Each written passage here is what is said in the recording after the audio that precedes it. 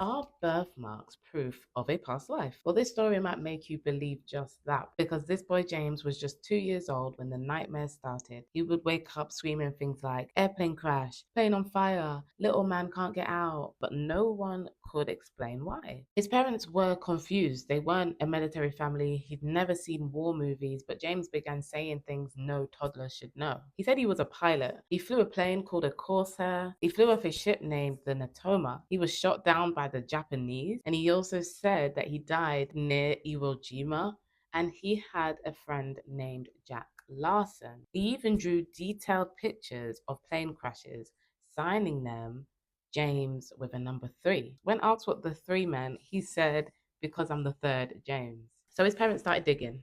James's dad, who's a former skeptic, began investigating and every detail began lining up. The USS Natoma Bay was a real aircraft carrier that fought in World War II. There was a pilot on board named James Huston Jr. He was killed in action, shot down by the Japanese near Iwo Jima, and his co-pilot that day was a man named Jack Larson, just like James claimed. None of this was public knowledge. James had never seen it, heard it, or read it. He was 2 years old when he said this. Two, there was even more details that match. James said his plane would always crash when he tried to land it. Corsairs were notoriously hard to land and had nose gear issues. He correctly used the term drop tanks, a term only trained pilots would know. He acted out putting on a pilot's helmet and strapping it on himself into toy planes, and he had intense emotional reactions to plane museums and war footage as if he remembered. Just to add even more, one day his parents noticed something else. James had a birthmark on the right side of his body, just above his waist, in the exact same spot where James Houston Jr. was hit by enemy fire.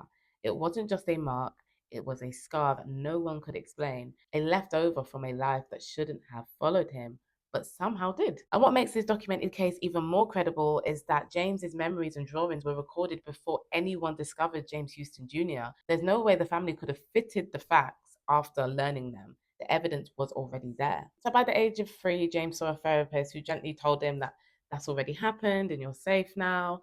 After that, the nightmares began to fade. And later, James and his father took a trip to Chichijima, the site of Houston's crash. And from that point on, the nightmares completely stopped. This case still shocks and probably will always shock researchers because it's one of the strongest documented reincarnation cases in the world. And it stands out because specific details that James gave, the military and the historical records that backed it up, the emotional trauma he carried, the birthmark that matched the fatal wound, and the fact that it was all documented before Houston was identified. James didn't have a dream, he remembered a life that ended in 1945 and picked up again in 1998.